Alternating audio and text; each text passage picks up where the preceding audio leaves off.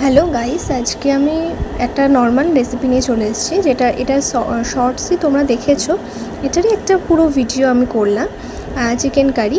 এটা আমি প্রথমে ম্যারিনেট করে রেখেছিলাম, সমস্ত মশলা, পেঁয়াজ বাটা, লঙ্কা বাটা, একটু অল্প দই, সমস্ত কিছু দিয়ে ম্যারিনেট করে 10-15 মিনিট রেখেছিলাম। কেউ আধ ঘন্টাও রাখতে পারো, আমার হাতে খুব একটা সময় ছিল না, তাই জন্য বেশিক্ষণ রাখতে পারিনি।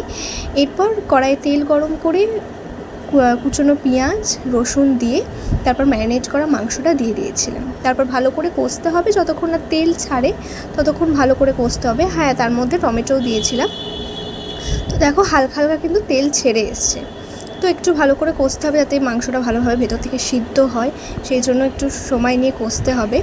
এরপর কষার পর আমি তার আগে আলু ভেজে রেখেছিলাম, সেই ভেজে রাখা আলু দিয়ে জল দিয়ে প্রেশার চাপিয়েই গরম গরম চিকেন কারি রেডি।